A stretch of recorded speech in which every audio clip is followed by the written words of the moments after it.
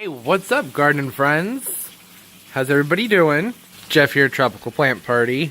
Today, I have something kind of exciting going on, but it's also kind of late, so I need to make this sort of quick, which if you watch my vlogs on the weekends, you'll know that quick is sometimes a challenge for me, but I'm gonna give it a shot. So, a couple months ago, I had a little rant because I noticed the chipmunks were going up to my orchid pots and ripping my orchids out and running away with them. I also know that the squirrels had built a nest in my maple and stuck a couple of my epidendrums in them. And I just kind of let that one slide because they were sticking out, and I was like, as long as they don't eat them, then I can get them back in the fall. Well, I ended up losing a lot of orchids to those chipmunks. I want to say over 20. So next year I'm going to have to figure something out with that. But I was doing some work cleaning up leaves today, and I got some of them back.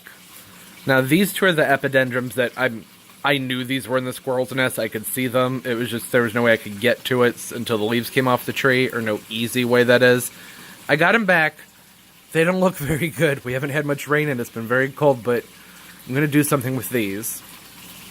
Over here, these were some of the ones that the chipmunk took. Now, I went over to the chipmunk hole and dug it out and just reached down and pulled out everything I could. So here's one of the Catasetums. I don't know if it's dead or if it's gone into its dormancy, but seeing as how there's some green on there, I'm going to say it's gone into its dormancy, but man, that pseudobulb is very shriveled. Then probably the growth that comes out of this next year is going to be small. Like, probably very small, which is a shame. But something interesting happened to one of my other Catasetums. This Catasetum ended up putting up multiple small growths on it instead of just, you know, one or two other really big ones. I think there's more than that. Where'd you go? Is that it? Is it just that tiny little cluster? I guess so. So, this one's still okay. Surprisingly. It was in the dark for a while, or it seemed like it was in the dark. Honestly, I didn't have to dig down that far. I'm kind of kicking myself for not trying before, I mean, I took a flashlight and I looked, but I was having a moral dilemma with not wanting to destroy their home at a time when there was a dog living here temporarily that really wanted to kill the squirrels. And then after the dog left about a month ago, that's when I should have gone in there and gotten these out, but I don't know. But hey, it's okay. Look, that one's alright. It's very tiny. It's very tiny and weird. It should be much larger, like, you know, kind of like this guy right here. But it's alive, so I'll take it. And then two of my, what I think are dendrobium. Oh, look at that. There we go. Here we go. So this is, I think, probably the main bulb, or pseudobulb, to this cluster here. So you can see there's a progression of teeny tiny little growth going on. That's pretty weird, isn't it? I wonder if it got chewed on. Perhaps it got chewed on and sent out new small growth. I don't know. Do they do that? I have no idea. Very weird. Alright, and this is a dendrobium. I don't know her name off the top of my head. I did get this one at the orchid show last winter, though, so I could go back in that video and try and find her. But there's still some okay-looking roots in there. So I think she's going to be okay. Lastly, this is my dendrobium little atto, I believe. Atro, yes. So, not looking too hot, is it? So what I'm going to do here is I'm going to give them a quick soak, and then I will be right back. Okay, some time has passed. With the, wait, what are these called? Just like my brain just totally turned off. What are you? Catasetums. So, with this one in particular, I would say it's probably gone into dormancy. Its roots are still kind of spongy and a little bit more flexible. There's a hint of green on there. But this cluster over here, I wouldn't say that that's gone into dormancy yet. However, this time of year, it's not smart to get them back into active growth. But I kind of want to see what they want to do, because they just experienced about a 2-month-long dark, cool period. So, I don't know, they might be kind of reversed, but I would think that'd be more true for this guy. So what I'm doing here is I'm just going to put him in this terrarium. I'm going to try and get him to stand up. I'm not putting them in anything, though. I just wanted to give them a moist environment. I don't really want the roots or the pseudobulbs, really, to be in contact with the moss too much. Like I said, this way I can mist that moss very gently and see what they want to do. My guess would be they're probably ready to go to sleep for winter, and that's fine. But I want to give them a chance, so that's what's happening with them.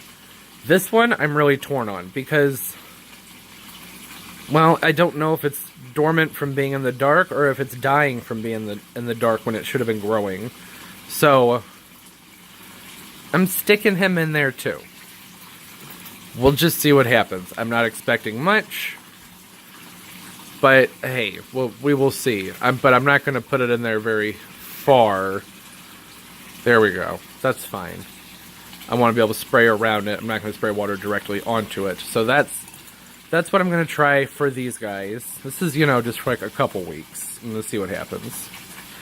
But for the pitcher, these guys have been soaking for a little bit. And some of the roots are greening up just fine. So that is pretty good. Especially on this particular epidendrum. Because that epidendrum is one called Lakeview Angel, and it's one that I wanted for a very long time, and then I finally just bit the bullet and bought it after several years of seeing it. So I'd be really bummed if it died. But luckily it's an epidendrum. They're pretty tough. And it was up in the tree, the epidendrum, and one of those bigger dendrobiums. Those were in the orchid, or not the orchid, those were in the squirrel nest. Somewhat undevoured. These were much larger. This is just what was salvageable. But I think that even the little atro, its roots are greening up, so that's a pretty good sign. I think I'm going to level these up a little bit higher so that they're not submerged quite so deep.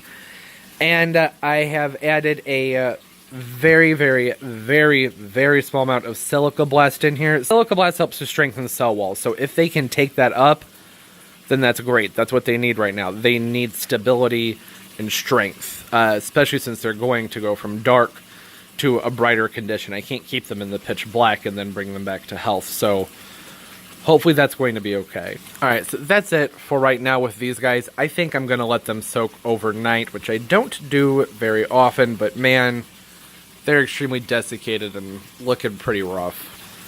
So I think I will go ahead and pop these up in this weekend's vlog video. And I don't want to make this a two-part thing. It doesn't need to be. All I really did say is I'm going to pop them up with an orchid mix. I'm going to use Fertilome orchid bark. Talked about this before. It's okay. It's not my favorite thing out there. It'll do for now. I am going to add a fairly hefty amount of sphagnum to the mix because these guys are just so dried out.